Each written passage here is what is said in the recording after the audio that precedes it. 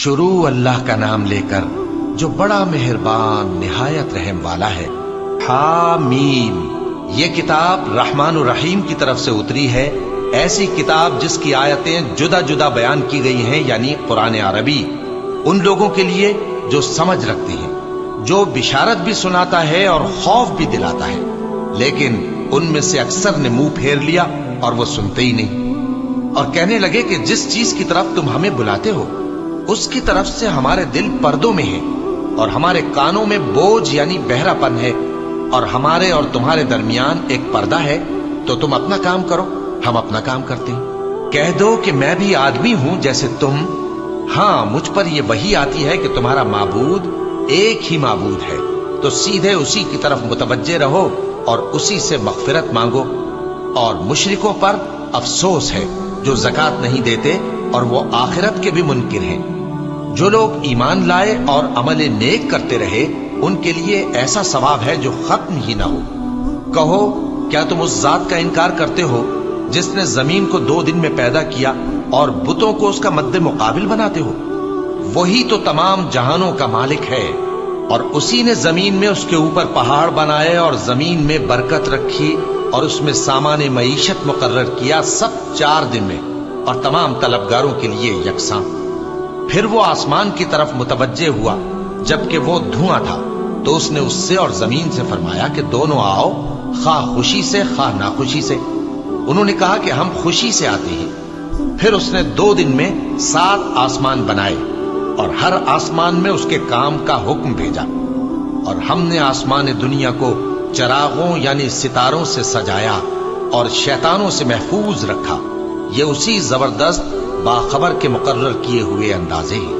پھر اگر یہ منہ پھیر لیں تو کہہ دو کہ میں تم کو ایسی چنگھاڑ کے عذاب سے آگاہ کرتا ہوں جیسے عاد اور سمود پر چنگھاڑ کا عذاب آیا تھا، جب ان کے پاس پیغمبر ان کے آگے اور پیچھے سے آئے کہ اللہ کے سوا کسی کی عبادت نہ کرو، تو وہ کہنے لگے کہ اگر ہمارا پروردگار چاہتا تو فرشتے اتار دیتا، سو جو تم دے کر بھیجے گئے ہو ہم اس کو نہیں مانتے۔ اب جو عاد والے تھے وہ ناحق ملک میں تکبر کرنے لگے اور کہنے لگے کہ ہم سے بڑھ کر قوت میں کون ہے؟ کیا انہوں نے نہیں دیکھا کہ اللہ جس نے ان کو پیدا کیا وہ ان سے قوت میں بہت بڑھ کر ہے، اور وہ ہماری آیتوں سے انکار کرتے رہے؟ تو ہم نے بھی ان پر نحوست کے دنوں میں زور کی آندھی چلائی تاکہ ان کو دنیا کی زندگی میں ذلت کے عذاب کا مزہ چکھا دیں، اور آخرت کا عذاب تو بہت ہی ذلیل کرنے والا ہے، اور اس روز ان کو مدد بھی نہ ملے گی۔ اور جو سمود والے تھے ان کو ہم نے سیدھا رستہ دکھا دیا تھا، مگر انہوں نے ہدایت کے مقابلے میں اندھا رہنا پسند کیا، تو ان کے اعمال کی سزا میں ذلت کے عذاب کی کڑک نے ان کو آ پکڑا۔ اور جو ایمان لائے اور پرہیزگار رہے ان کو ہم نے بچا لیا۔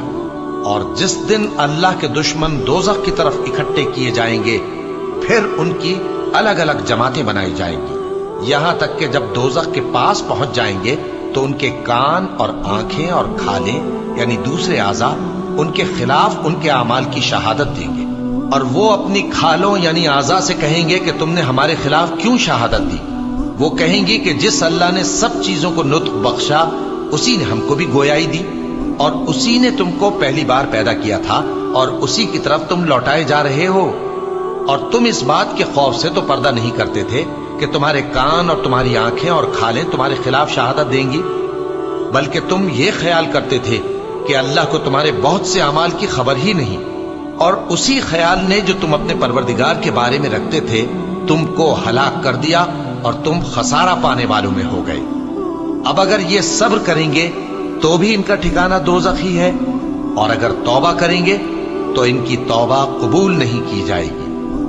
اور ہم نے ان کے ایسے ساتھی بنائے جنہوں نے ان کے اگلے اور پچھلے اعمال ان کو عمدہ کر دکھائے تھے، اور جنات اور انسانوں کی جماعتیں جو ان سے پہلے گزر چکی ان پر بھی اللہ کے عذاب کا وعدہ پورا ہو گیا۔ بے شک یہ نقصان اٹھانے والے ہیں۔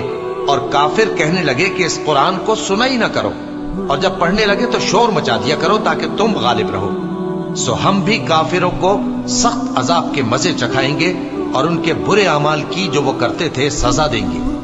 یہ اللہ کے دشمنوں کا بدلہ ہے یعنی دوزخ، ان کے لیے اسی میں ہمیشہ کا گھر ہے۔ یہ اس کی سزا ہے کہ ہماری آیتوں سے انکار کرتے تھے۔ اور کافر کہیں گے کہ اے ہمارے پروردگار، جنوں اور انسانوں میں سے جن لوگوں نے ہم کو گمراہ کیا تھا ان کو ہمیں دکھا کہ ہم ان کو اپنے پاؤں تلے روند ڈالیں تاکہ وہ سب سے نیچے رہیں۔ جن لوگوں نے کہا کہ ہمارا پروردگار اللہ ہے، پھر وہ اس پر قائم رہے، ان پر فرشتے اتریں گے اور کہیں گے کہ نہ خوف کرو اور نہ غمناک ہو، اور بہشت کی جس کا تم سے وعدہ کیا جاتا ہے خوشی مناؤ۔ ہم دنیا کی زندگی میں بھی تمہارے دوست تھے اور آخرت میں بھی تمہارے رفیق ہیں، اور وہاں جس نعمت کو تمہارا جی چاہے گا تم کو ملے گی، اور جو چیز طلب کرو گے تمہارے لیے موجود ہوگی۔ یہ بخشنے والے مہربان کی طرف سے مہمانی ہے۔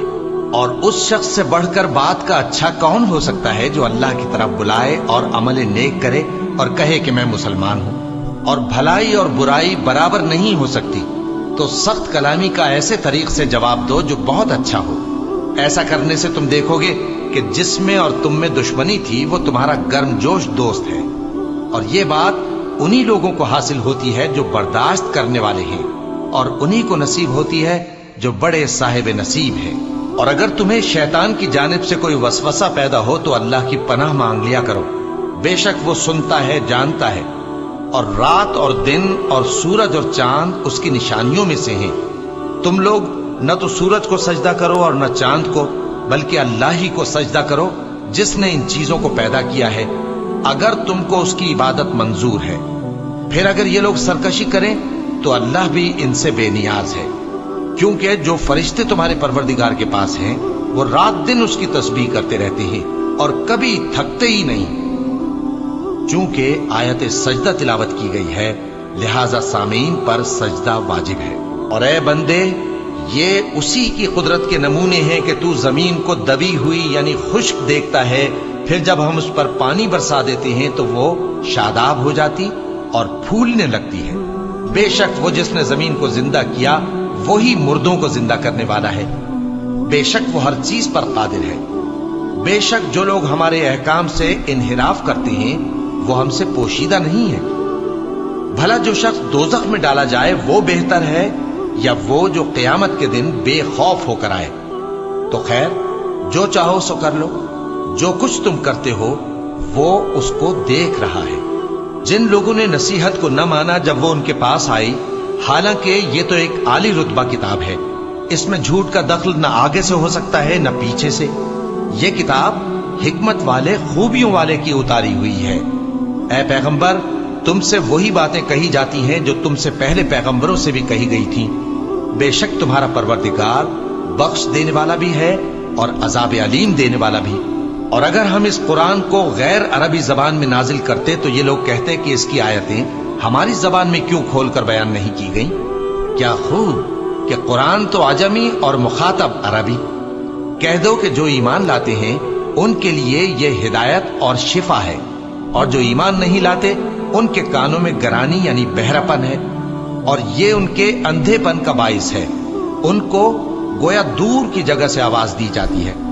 اور ہم نے موسیٰ کو کتاب دی، پھر اس میں اختلاف کیا گیا، اور اگر تمہارے پروردگار کی طرف سے ایک بات پہلے نہ ٹھہر چکی ہوتی تو ان میں فیصلہ کر دیا جاتا۔ اور یہ اس قرآن کی طرف سے بڑے بھاری شک میں پڑے ہیں۔ جو نیک کام کرے گا تو اپنے لیے، اور جو برے کام کرے گا تو ان کا ضرر اسی کو ہوگا، اور تمہارا پروردگار بندوں پر ظلم کرنے والا نہیں۔ قیامت کے علم کا حوالہ اسی کی طرف دیا جاتا ہے، یعنی قیامت کا علم اسی کو ہے۔ اور نہ تو پھل غلافوں سے نکلتے ہیں اور نہ کوئی مادہ حاملہ ہوتی ہے اور نہ جنتی ہے مگر اس کے علم سے۔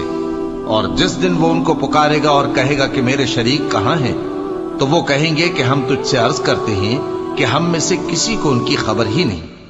اور جن کو پہلے وہ اللہ کے سوا پکارا کرتے تھے سب ان سے گم ہو جائیں گے، اور وہ یقین کر لیں گے کہ ان کے لیے کوئی راہ فرار نہیں۔ انسان بھلائی کی دعائیں کرتا کرتا تو تھکتا نہیں، اور اگر اس کو تکلیف پہنچ جاتی ہے تو نا امید ہو جاتا ہے، آس توڑ بیٹھتا ہے۔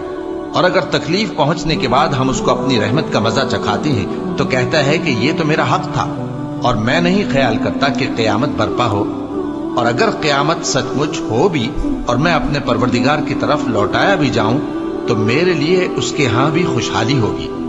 پس کافر جو کچھ کیا کرتے ہیں وہ ہم ضرور ان کو جتائیں گے، اور ان کو سخت عذاب کا مزہ چکھائیں گے۔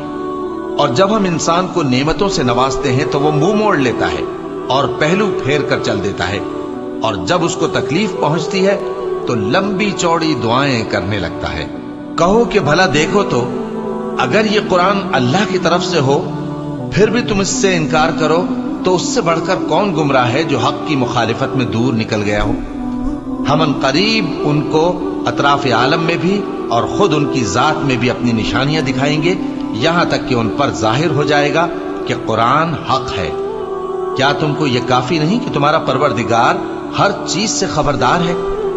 دیکھو یہ اپنے پروردگار کے روبرو حاضر ہونے سے شک میں ہیں۔ سن رکھو کہ وہ ہر چیز کا احاطہ کیے ہوئے ہے۔